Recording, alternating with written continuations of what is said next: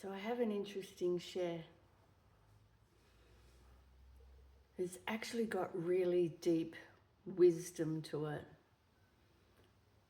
So this week I want to share an experience that I've been reflecting on. It's actually connected into, again, more of revealing levels of compassion and unconditional love. But this is really something worth listening to. So I was this week in the presence of a pedophilia who has 3 months to live. The moment I heard of this person's choices in their life, my immediate reaction was I did not want to go near this person.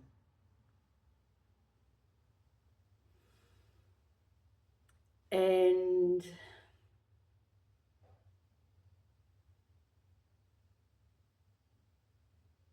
so I was invited into this space through a friend who knew this person. And when they told me, and I was in a position where there was almost like I couldn't back out. It was like, holy shit. And I was trying to work out how I was going to handle this situation. Anyway, I started communicating with Archangel Michael to protect me, to surround me. And if there was a way to avoid being in the presence of this person, because I didn't know how old they were, for one. Didn't know if they were still in this behavior that they've played out in this lifetime. I didn't know anything. And I really did actually feel very uncomfortable for my own safety.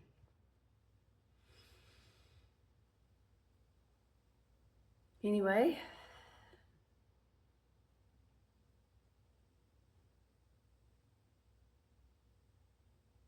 I've been really deeply reflecting on this. Why? I asked the question to show me the truth, as I always do, to my higher self and to actually God the Creator,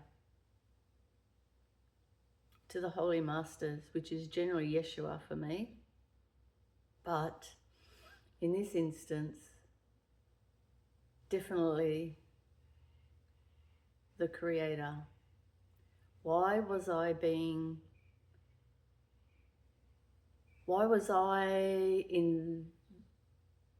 placed in this position with this person? What was the higher meaning? I'm reflecting, this is the reflections after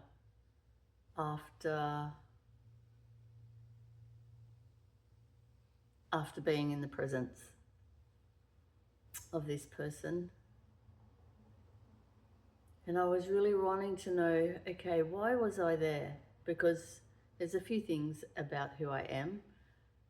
I am and have been, which is why I've moved around where I live, because I know I am increasing light wherever I go.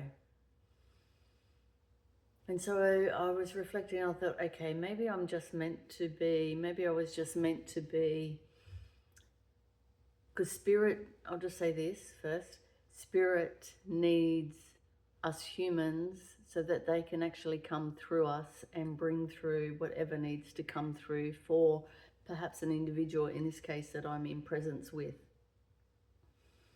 So I went, okay, so maybe I was just, didn't really have to do a great deal other than to be the human vessel for for whatever needed to come through for this person, purely because 3 months to live, right? Is this person deeply reflecting on their life? I don't know. Is this person deeply reflecting on their life? Are they realizing perhaps that they made the wrong choices? Are they seeking mercy in the last moments? I don't know about any of that, right? But that's often what happens when we face mortality. And so I went, okay. And then I thought, well, okay, I could have been there indirectly. Then I was reflecting on why I felt really uncomfortable. And was there something more that I was being called to do, as in service, a vessel to bring through whatever needed to come through in this experience? And so asking for the truth to be revealed was very interesting. Within minutes, just picking up my phone randomly as I do, was just going to do something. Then I see a video pop across my screen and it's just like, oh, you can't make this stuff up. So I will share this video. But what was being communicated to me through this YouTube video was a couple of things, and it's just like, wow, yes, that's what I felt.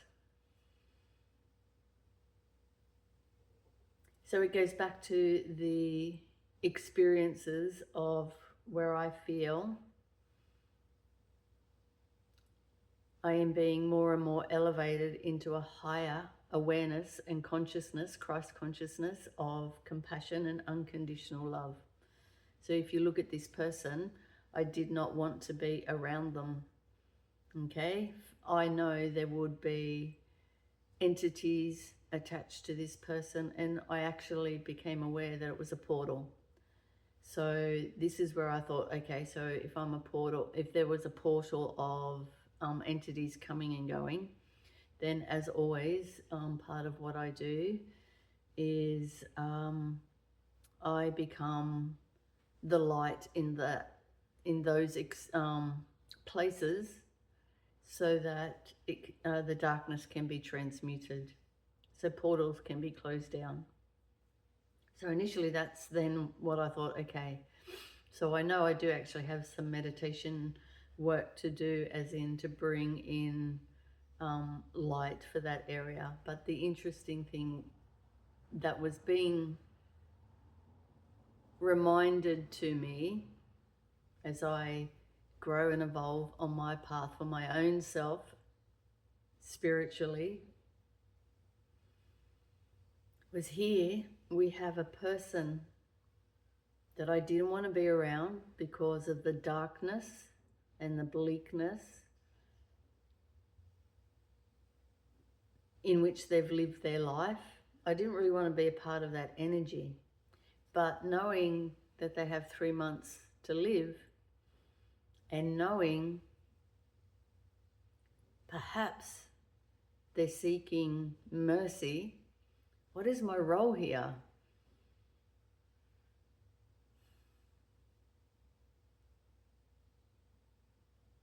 And the one thing I have learnt in the last couple of months with forgiving the unforgivable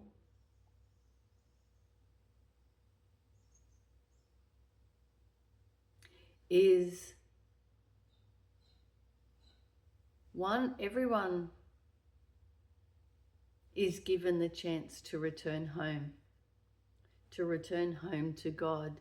And by doing so, when we're returning home, if we have lived a life that has been, in this case, a person that has abused children,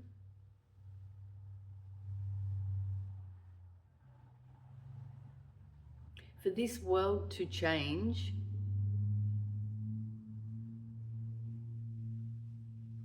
We all need to be the reflection of love, no matter what a person has done.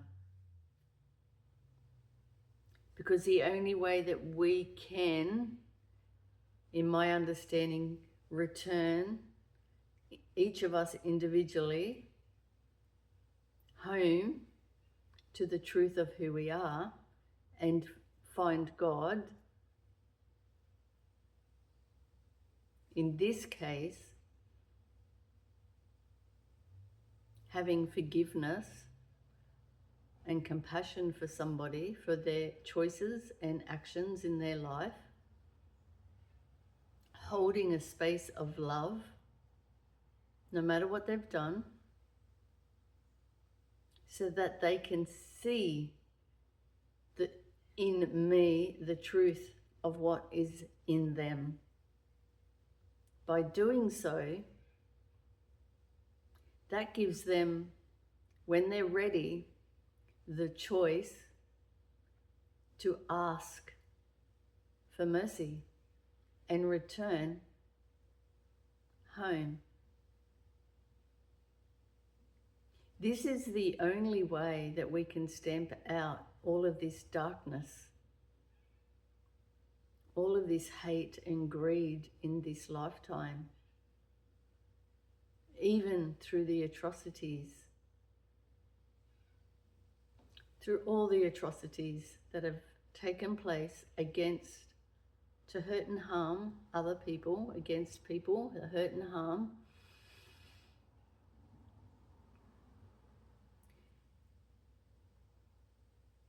Peace does not come from each of us judging,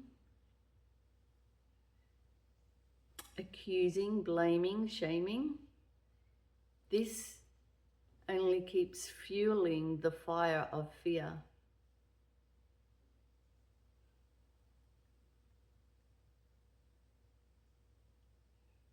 Where there is fear and it's continually fueled, it keeps growing.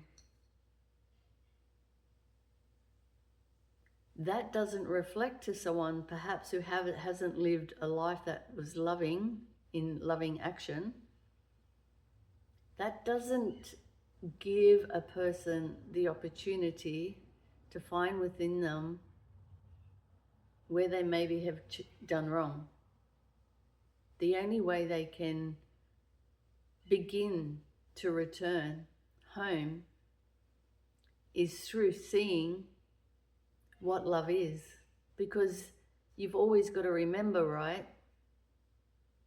Okay, this person who has lived this life as a pedophilia, what happened to them? What happened to them, most likely as a child, that has caused them to act this way?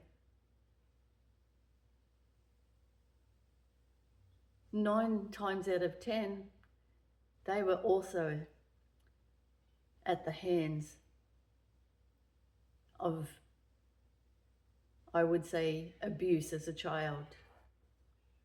And if that's all they know, then that's what they've acted out.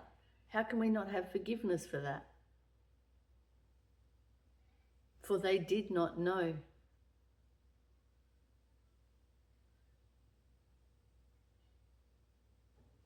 It doesn't make a wrong into a right.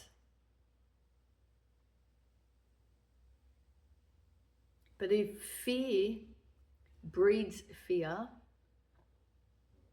if hate breeds hate, then doesn't love and compassion breed love and compassion to show a person there's another way? Whilst they might not have learnt from a young child that there was another way, and they landed in survival mode,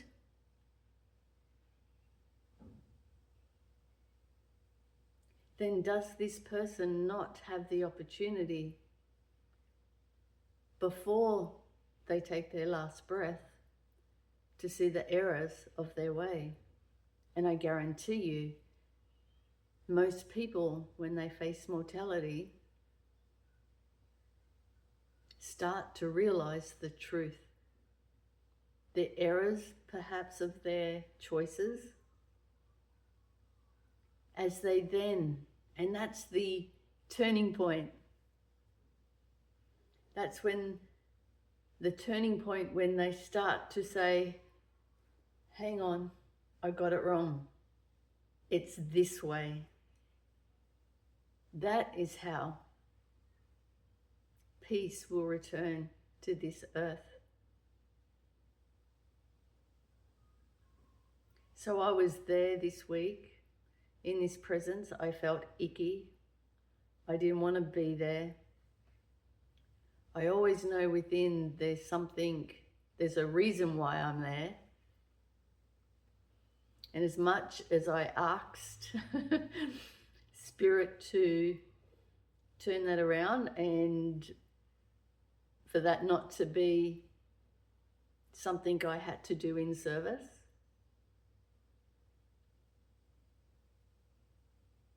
I also knew that I would be protected.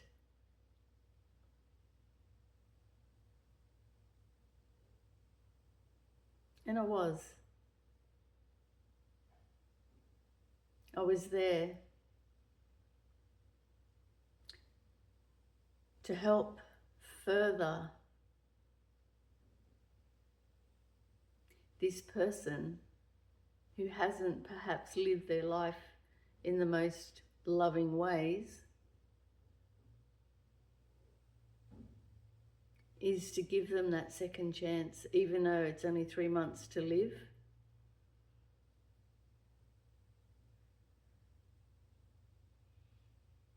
It's not for me to judge.